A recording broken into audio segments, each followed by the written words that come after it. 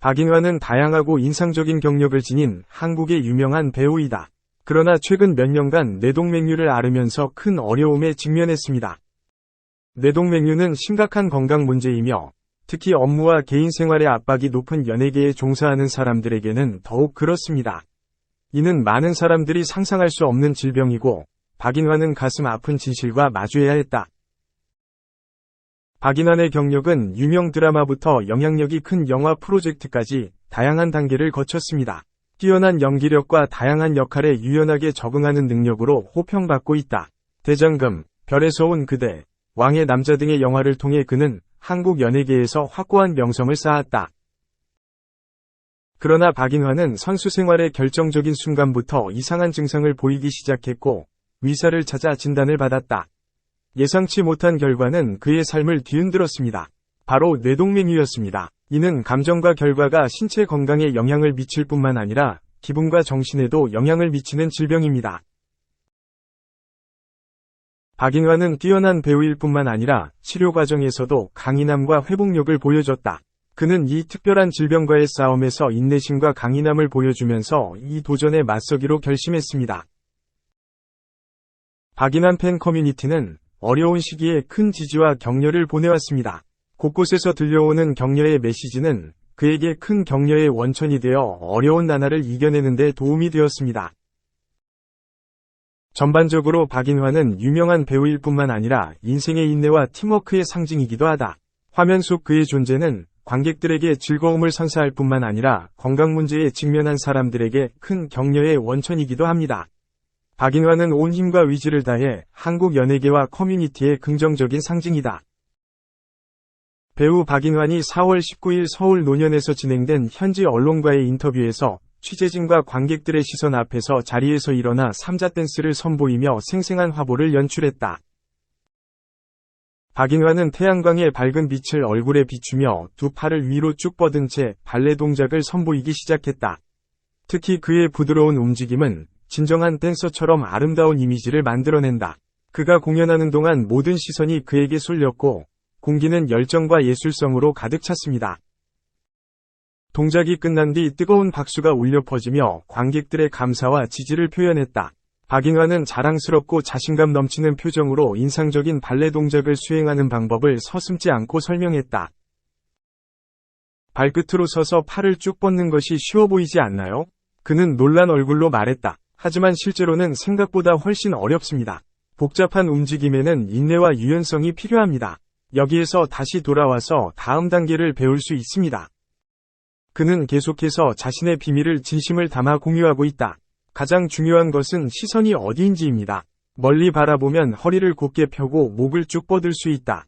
이는 유연성과 아름다움을 창출하여 모든 움직임을 자신감 있고 인상적으로 만듭니다. 박인환은 실력파 배우일 뿐만 아니라 어려운 난관을 극복하는 열쇠는 창의성과 노력임을 입증한다. 인터뷰는 청중들의 환호와 감탄 속에 마무리됐고 이 재능 있는 배우의 예술 경력에 잊지 못할 순간을 남겼다. 한국의 유명 배우 박인환이 최근 인터뷰에서 발레 예술에 대한 놀랍고 창의적인 의견을 밝혔다. 발레는 여성의 분야일 뿐만 아니라 꼭 해보고 싶은 경험이기도 하다는 개인적인 의견을 피력했다. 대화에서 박인환은 이전에 발레 예술에 대해 특정 성별 관점을 가지고 있었다고 설명했습니다. 그는 오직 여성만이 발레의 부드럽고 우아한 움직임을 적절하게 표현할 수 있다고 생각했습니다. 그러나 새로운 예술 프로젝트에 참여하면서 그의 관점은 바뀌었다. 박인환에게 큰 인상을 준 것은 그가 덕철 역을 맡은 영화 속 대사였다. 그 대화에서 덕철은 적어도 해보라고라고 말한다. 이 대사는 대담하고 격려적인 조언이 되었고 그로 하여금 발레 예술에 대해 드리겠습니다. 그는 1974년 11월 로스앤젤레스에서 독일 출신의 법률 비서였던 어머니와 이탈리아 출신의 만화가였던 아버지 사이에서 태어났습니다. 이 레오나르도 디카프리오라는 이름은 어머니가 임신 중 방문한 루브르 박물관에서 레오나르도 다빈치 작품을 감상하던 중 처음으로 태동을 느꼈기 때문에 다빈치의 이름을 따서 지은 것이라고 합니다. 하지만 그가 태어난 지 얼마 되지 않아 그의 부모는 이혼하게 되고 디카프리오는 어머니에 의해 키워지게 됩니다. 사실 어린 시절의 디카프리오는 매우 가난한 삶을 살았다고 합니다. 그가 살았던 동네는 범죄와 폭력이 만연했던 곳으로 그는 어린 시절 공립학교에 다니는 것을 싫어해 어머니한테 차라리 돈을 벌기 위해 오디션을 보게 해달라고 애원할 정도였습니다. 그는 어린 시절부터 사람 흉내내는 것을 좋아했던 끼가 충만한 아이였습니다.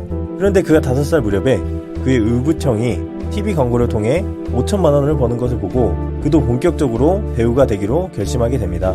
이후 14살 때 매치박스라는 장난감 광고에 처음 출연하게 된 이후 그는 몇 편의 광고 촬영 후 1989년에는 더 뉴 래시라는 드라마에 처음으로 출연하게 됩니다.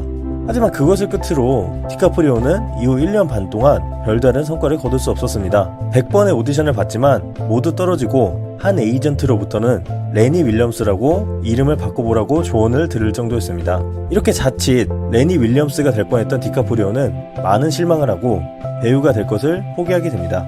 하지만 아버지의 격려와 어머니를 위해 돈을 벌여야 했던 환경은 그가 다시 배우에 도전하게 만들었고 결국 90년 더 아웃사이더스와 산타바바라에서 단역을 맡은 것을 시작으로 패런트후드에서 문제 있는 10대 역할을 맡으며 큰 두각을 보이기 시작했습니다.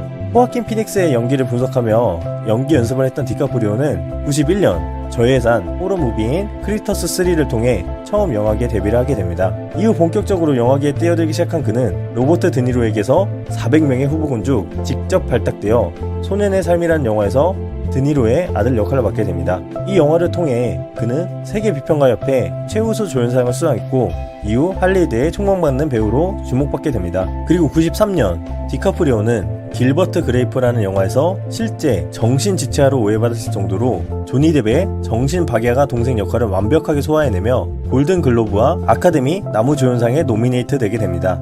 이후 95년 샘 레이미 감독의 픽앤데드와 마약에 중독된 청소년을 연기한 바스켓볼 다이어리 그리고 천재 시인 랭보를 연기한 토탈 이클립스의 영화에 출연하며 인지도를 쌓기 시작합니다. 하지만 그가 본격적으로 전 세계적인 청춘 스타로 거듭나게 된 영화는 바즈 루어만 감독의 로미오와 줄리엣입니다. 영화 기획 초기부터 디카프리오를 염두에 두고 만든 이 영화에서 디카프리오는 자신의 리즈 시절 외모를 한껏 뽐내며 전 세계 여성 팬들의 마음을 설레게 만들었습니다. 이후 마빈의 방에서 드니로와 다시 재회한 그는 97년 타이타닉을 통해 2조가 넘는 역대급 흥행 수익을 거두며 탑스타로 거듭나게 됩니다. 당시 전 세계가 레오 신드롬에